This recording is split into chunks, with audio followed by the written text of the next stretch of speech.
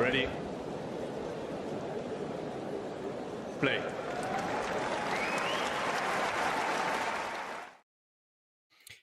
Good morning. Good evening from Germany. Good morning in Australia, David. It's not quite the morning after the night before. For you, it's the morning after the evening after the morning before, or whatever. You've had 24 to 36 hours to stew, to think over what went right, what went wrong. How are you feeling today, first of all? Oh, I'm absolutely fine. I mean, it's obviously it's disappointing, but it's not my first rodeo, so it's happened before. And there's a weird thing that sometimes happens in tennis where if a player loses like 3-3, they're not quite as disappointed or upset as if they lose 7-6 in the third. But if you look at it logically, 7-6 in the third is a far better showing and result than 3-3. And whilst you maybe feel bad because you had more chances to win, in terms of the level that you put it on the court, and the fact that you're right there, and the 7-6 in the third is, when you get to a tiebreak, a little bit of a lottery. Means you've played as well as the other guy and could win. So there's I think for young players as well, they tend to get more upset if they have a very close loss, when the reality is if you get beaten easily, there's kind of more to worry about because you've got more work to do. Did you speak to Liam yesterday? No, for us it would have been for me, for you it would have been yesterday. For me it would have been what are we? It would have been Thursday. No, Wednesday. It's Friday morning where you are, but I mean, so have you spoken to him since it was, last so it was I mean, basically Wednesday, which was lunchtime after the match. The day after the match. I mean, obviously, I had a short chat with him about 45 minutes after the match. Just basically saying, tough. It's disappointing, but it's one of our low moments. But the level is there, so there's nothing to be too worried about. It's just difficult to lose first round qualifying. Yeah. And then yesterday for you, or Wednesday or Wednesday for us, we had a longer chat about what actually happened in the match. Yeah. And some of the things that he needs to do better. And it's not just playing. I think with that match, he didn't start very well, and I think it was quite windy, tricky conditions, and I'd say that early on he was a little bit too focused on those things bothering him, rather than just settling down and playing and accepting the conditions. And I mean, everything is relative. It wasn't that he hadn't accepted the conditions, but at the same time, he was talking about them, the ball swirling around, and so if he missed the ball, it's kind of like, yeah, it's moving, and if it's moving around and stuff, but once you settle down, all of that disappears, and it just took him a little bit too long to do that. I said, at this level and where you want to go to, you can't have energy going out the door for anything other than full focus on just playing. What was Liam's feeling about the match? What did 24 hours later or the day after, if you like, what were his thoughts? Could he have clear thoughts on certain moments where he wished he'd done things differently, or does he not dwell on these things, or what was he saying? Oh no, I mean, he thinks a lot about it, and and we'd already watched some parts of it. Okay. I mean, one of the key thoughts that he had was that he's just got to get a slightly better feel for how aggressive he needs to be when he's ahead, because there are very few in the game who fight as well as he does and are able to come out of tough situations than he is. He's very, very good at if he's just setting a breakdown, it's definitely not over. Fighting back is he tends to really relax in and get the right balance between putting the ball in the court and the level of aggression. Sometimes when he's ahead, he'll either overplay or underplay. And we talked quite a bit about finding that balance when he's ahead, which is difficult for all players to play,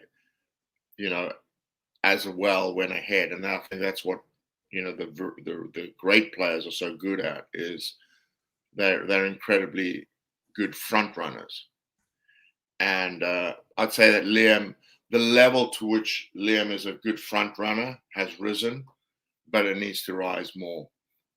And one of the examples I gave him is, he plays against, top 50 guys really well and has beaten several of them. And I said, part of that is, I think, against those guys, you sense danger all the time. And the focus is probably a little bit sharper when ahead, because you feel like the danger is there. And maybe with guys who are sort of like 80 to 200, sometimes, I mean, it's a very slight change in the aggression level, which if he can master that, I think, he's not going to win every match that goes close. No. That's not possible. But I think he only has to really transform and change three or four of those matches a year around, and that obviously is quite a lot of points, and the chance to go further and everything changes a lot. So I actually went through the stats last night and sent them to him, and it really came down to turning around 3 to 4 3-set matches in a year to make a big difference. Yeah, So suddenly then he'll be top 100 and going further in tournaments and qualifying for the majors. Listen, is he now on the way home? Yes, he's actually just arrived home. He's just arrived. I think, is this picture from him at the airport? Probably. I haven't seen it, but I'm sure it is. Yeah, he posted on Twitter saying good old days. It looks like a sort of airport photo, unless he's kind of halfway between the UK and Australia. And he had to stop in Dubai, so yeah, it could have been there, but he posted that on Twitter at some point. But anyway, so you obviously been in touch to the extent that looks like Liam's gained a couple of more supporters, by the way, as a result of this series. There's a few people in the live chat just saying that they're going to be cheering for Liam now, and certainly me too. I mean, by the way, I do want to just touch on something that we spoke about the other day, which is sort of the broader point about defeats. And I wasn't going to get in touch with you. I think I said it to you off air the other day.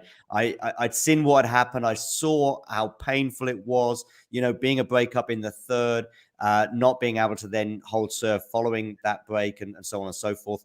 So close, getting back to 7-all in the tie break and losing in that manner. I mean, doesn't come much closer or tighter or perhaps as painful as that. But we will be touching on a couple of other defeats that you've experienced as a coach. But my point was this. I looked at my phone and I thought we'd spoken about potentially doing an episode, but I thought I'll let Dave wait. And within an hour or two of the match, I think finishing, I got a message from you saying, are we still good to go? And I'm like, yeah, for sure. but I didn't know. I don't know how it is for you. You said you sort of, as a coach, get over these situations quite reasonably quickly, right? Yeah, I mean, at the end of the day, I generally say to players, you've got an hour to be really disappointed, and then you got to be thinking about, what's next, because you know, top players, this is their job. This is what you got to do, and I've got an interesting story with Barry Cowan, Yeah. who used to really take these type of defeats badly when I first started working with him. And I remember he lost 7-6 in the third, last round of qualifying for a challenger in Vietnam. Okay. And at 12-10 in the breaker, and it was really a good quality match. And he was coming. And the next morning he had to warm up Arvin Palmer for his match, and he was moping and I said, come on, pick it up, and he just couldn't. So I told him to get off the court, and that I'd warm Arvin up. So I sent him off the court, and then I sat with him and I said, so, clearly you care a lot about your tennis. Oh yeah. I said, would you say that you probably care more than most players? He said, yeah. I said, how long does it take you to get over these really tough losses? Or any loss? So I said, well, a normal loss a day, tough loss like this, usually a couple of days, on difficult sleep and all this stuff. I said, wow, that's interesting. So you play 28 tournaments a year, you're going to have 10 tough losses, maybe 18 normal losses. It's tough to win a tournament, even one a year. So we're looking at, maybe 38 days a year, 35 to 38 days a year, where you're not on it because you're so disappointed. That's over a month. I don't think you care about your tennis very much at all. Okay, tough words. I said, look, I know you care about your tennis, but really and truthfully, think about it. If you really care about your tennis, why would you throw away 38 days a year of really good training by moping around, where other players are going to get over it in, an hour, maybe tough night overnight, but by the time they wake up the next day, they're ready to go again. And sometimes even after a match, an hour or two, which I've done that quite a lot with players, if the timing works and everything like that, is after loss, go right out on court and do some work again. I mean, I remember Liam lost a really tough 7-6 in the third to Souza in Helsinki, and it was the last match of the day. And once the crowd had left and everything like that, we just did some work right there, half an hour, because there was something in that match that just didn't fire, and he needed to get it sharp, and there's another tournament coming up. So and sometimes the best time to clear the head and just really get the head thinking forwards is to get straight back on court. And I do that a lot, and especially with juniors, if that's a great opportunity actually to teach them to immediately start thinking forward. So, that was a big turning point for Barry, because after that he stopped wasting time, feeling sorry for himself. And again, that's about the resilience. So if as a coach you're expecting that from your players, then clearly as the coach you can't be moping around either. Because at the end of the day, you're a professional, you're trying to get better, nobody loses on purpose, and you put your best out there.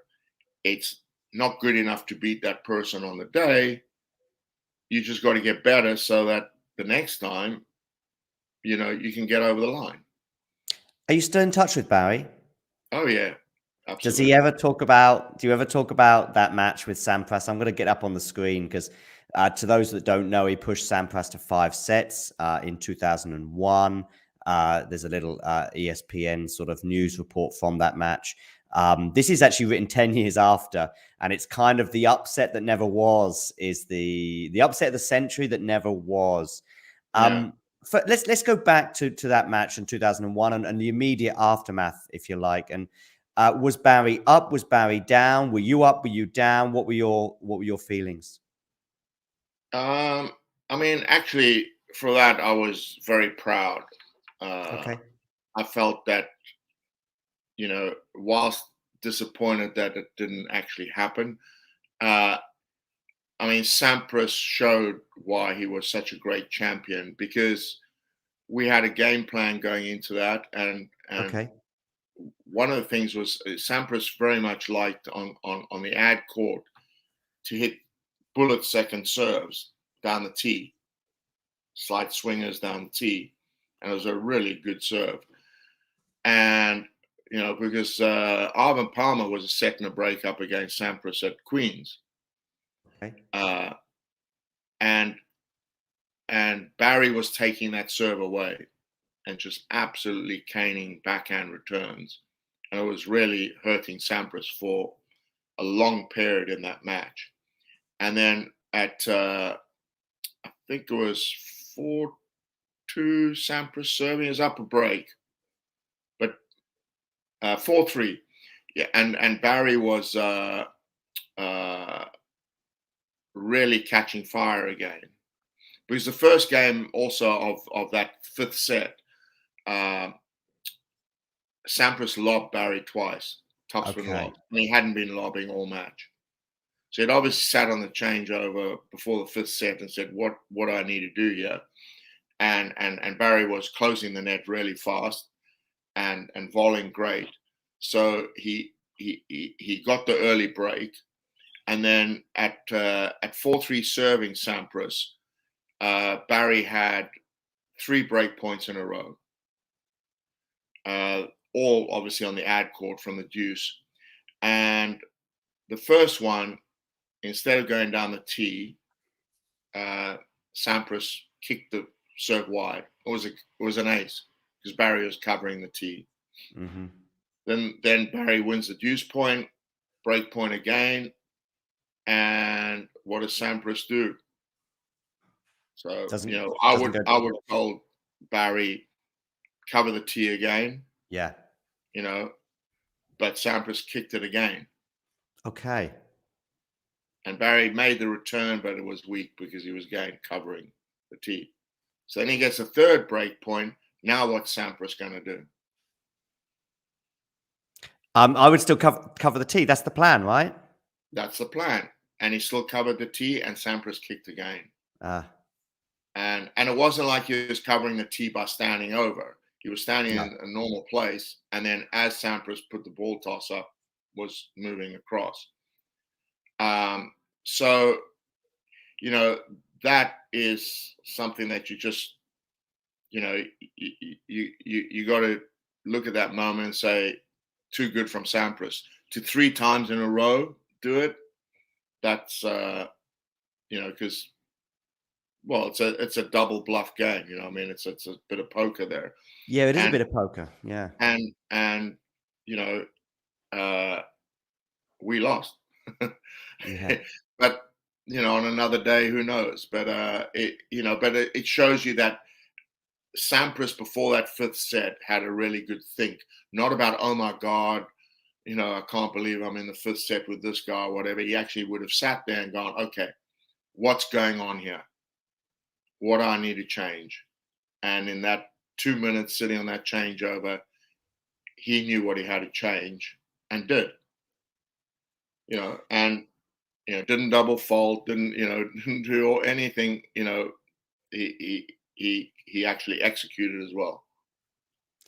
What was Miles McLagan like after his loss to Boris Becker? For those watching that are not aware, the Brit Miles McLagan pushed Boris Becker and actually got match points against him in 1999.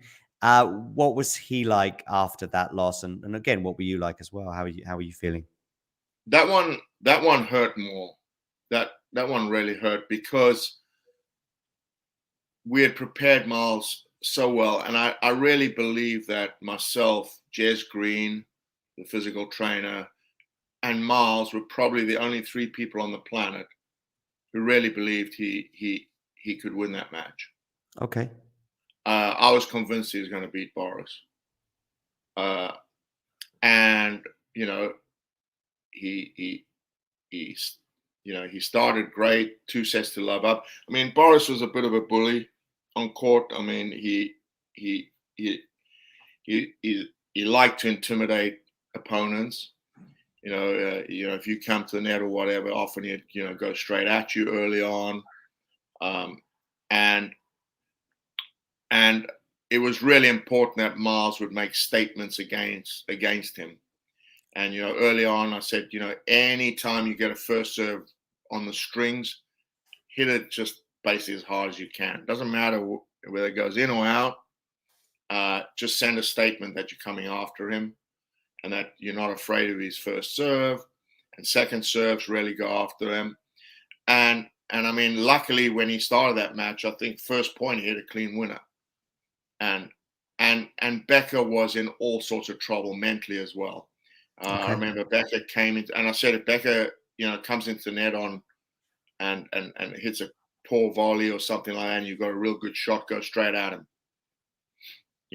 And then he's going to stare you down, and don't break the stare, just stare back at him, and then maybe say something like, come on. Well, that at some point in the match happened, and Miles went straight at him. And I said, if he misses a volley, he'll stand there and he'll look at you and he'll smile like it doesn't bother him. Mm-hmm. And, just come on, just go, come on. And I mean, Miles did more than that. When he hit straight at Boris, and Boris missed the volley, Boris stood there and smiled at him, and Miles just went F off, Uh-huh. And so there was some tension in that match. Oh, there was some aggro in that match. So he got inside Boris's head and was fantastic until match point. And I mean, on first serve, Boris liked to go down the tee quite a bit on the ad side, and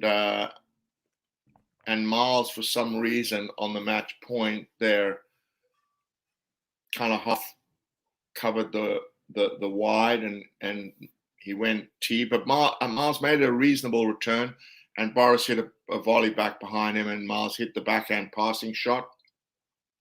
And I mean, I would have loved to have had Hawkeye. I mean, it was very close cross court, but if it missed, it was a centimeter.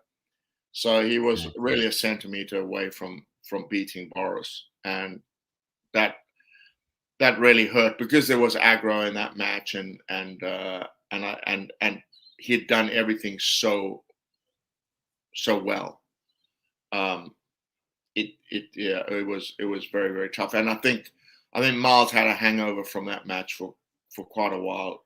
Okay. In terms of he had played so well, and it was such a big moment. I think it mentally was very hard for him to recover from that. Not that he didn't work hard and everything like that, but there's that it was such a big moment, and there'd been so much tension and aggro, and it was a real warrior battle from both, really, and I think and Boris wasn't graceful about it. I think he was on one of the talk shows afterwards, and the talk show host said, you nearly lost to a British player in the first round. Boris went, yeah, I can't remember his name. Come on. Absolute rubbish. There's no way. So that was a little bit disrespectful as well. And it was little stuff like that, is that, it wasn't a match that was easy to get over. How do you feel, David, as a coach when you're approaching the player, whether it be the minutes after, or as often you say, it can be the next day when you speak? What are you doing? What are you thinking? You've probably had a good relationship with the player for many years, or certainly a Yeah. period of time. Is it easy as well to speak some home truths, for example, as a coach, bearing in mind he's the boss, for example, as we spoke to before? Maybe you need to not any of the defeats we've spoken about, but maybe there's another player or another match where you thought, I've needed to tell him that this is why it went wrong. How do you do that when they've just had a painful defeat, even if it's 24 hours later? I mean, first of all, that's your job, and you've got to do it. I mean, right after the defeat, it's more about consoling, not talking very much. Just say, tough one, and just seeing whether the player kind of wants to talk, because sometimes they want to talk when maybe 20, 30 minutes off the match they want to talk, but you got to let them open it, and you just sit there. It's an uncomfortable sit because they're in their own head, in their own space, and but I've gotten very used. I'll literally just calmly sit there and wait for them to speak. Yeah. And sometimes they'll just go, let's talk about it tomorrow. And then they, go and have a shower and stuff, and I'm good with that. And then I'll leave and wait till the next day. The next day, even, you've got to see how the player is, and you've got to pick your moment to have the tough conversation, if the tough conversation is needed. And also, that's a big sign of the maturity of the player, where they actually want to talk about the match, and they want to know your view, and it's a pretty healthy conversation. They might not always agree, but then, of course, now it's a little easier because you've got video to look back on and say, well, okay, let's have a look at it then, see who's right. Any other defeats? I mentioned Richardson, Andrew Richardson losing out at Wimbledon to Greg Rusedski. Was that a tough one? It was tough in a different way because Andy didn't really show up. Greg did something quite smart. First point, he served a full toss straight at Andy. Okay. Just to kind of shock him. Okay. Quite smart. And Andy, for whatever reason, was it was obviously court one, a big court, and just didn't really ever get going. So it was kind of a missed opportunity to show what he could do, and disappointing more than anything. The other thing as a coach, obviously, had I known then what I know now, I think I would have prepared Andy differently for that match. It was, I thought he had a really good chance of it. I knew Greg would be nervous.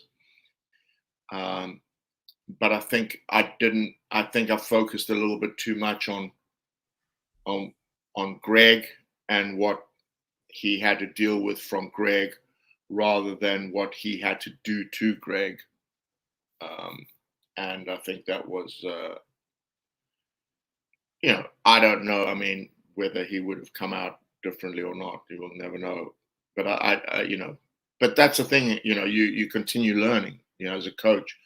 If you don't continue learning, then it's I'd hate to think in 5 years' time I'm not looking back and saying I could have done a better job now, but you don't know what you don't know until you go through all of these things. And it was a disappointing match. That it really was. He just didn't really get into it. So that wasn't. It was more of a non-conversation afterwards because he hadn't really shown up. So nothing really happened in that match that you could really talk about very much because it wasn't the match it needed to be. We had a question in the live chat earlier about, will you spend much time with other coaches? And I believe you've got a seminar on Saturday of some description of a ATP. So there's a question here. Do you have much interaction with other players' coaches during the tournament? Not overly. No. I mean, the meeting you're talking about is, so I've been elected onto the ATP Coaches Committee. So we actually have a meeting at 9 this morning online. Okay. With the ATP, and then on Saturday there's a full coaches meeting. So all ATP Tour coaches will meet and basically, I guess, more about what we've talked about today. We'll be presenting to the coaches. There's a lot of coaches that I know. But, once you're into a tournament, you're really taking care of your business and everything like that. And, you for sure, you have a chat during the day if you run into somebody and maybe a coffee or whatever. But, some of the younger coaches will, have dinner together and stuff like that. But, I don't really do that. Well, David, you've given us some great insights, possibly none more so than the McLagan-Becker match and how close that was, and with only Hawkeye had existed. But of course, Barry Cowan as well, pushing Pete Sampras and having those break points, and just generally about how we recover from things that go wrong, because things will go wrong. Planes will be late, we'll miss trains, we'll lose tennis matches. And it's really how you deal with that situation that sort of marks out the winners from the losers almost. Is that fair? Yeah, I'd say, look, I mean, at the end of the day, if you get into life, you're gonna, and you're expecting, I think one of the big messages is this, is life, tennis, these are problem machines. And actually, as human beings, we like solving problems. Sudoku, puzzles, computer games, all of these things are puzzles that we like solving problems. But suddenly when it's our job, it's like we want the mythological job where there are no problems. And that just doesn't exist. So, I'll say to players a lot, look, tennis is a continual problem. Every day you wake up, there's new problems to solve in the game.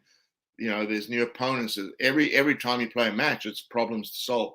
So don't chase a myth in your head that somehow problems are going to disappear. They're not. What you have to do is learn how to deal with the problems, try to solve them. And, if you don't solve them, go again until you can solve them. And, that's the attraction of sport, really. There's, and as human beings, we actually like it. So like solving the problems because it's normal. And I think that's the big thing is, Liam lost, very disappointing, but, in 10 days time is another tournament, another problem to solve. And, I also say to players, don't judge the year in January. Let's see where we are July. Let's see where we are in December, because it's a long year and there's going to be low moments guaranteed and there's going to be high moments guaranteed. So just keep working hard, solving the problems, and see where it takes you. There we go. On that note, I think I will let you be. Have a good weekend with the ATP meetings and stuff. And listen, David, it's been great. A pity the journey couldn't have continued much longer than it did, but nevertheless, I'm sure we'll be touching base again in the next few weeks, and hopefully we'll have you on the show again. And make sure you check out David's podcast, Nuggets. It's in the description below. Give that a subscribe, and you'll be able to hear most of our interviews. Mindful College's online program Mindset College as well. It's also in the description below, David. And I see you've obviously got your Mindset College t-shirt on. Yeah, check out that. It's also in the link below. There's a website link to that. David, I just want to say a big thank you again, not just for today, but the last few weeks. Cheers. I've enjoyed it. Thank you. Good. We've all enjoyed it. And certainly some of the comments in the live chat have suggested that there's plenty of people that have been enjoying it too. So on that note, I will bring today's episode to an end with this very simple message. If you enjoyed this video, make sure you hit that like button. Don't forget to subscribe and click that notification bell so you don't miss out on all things tennis.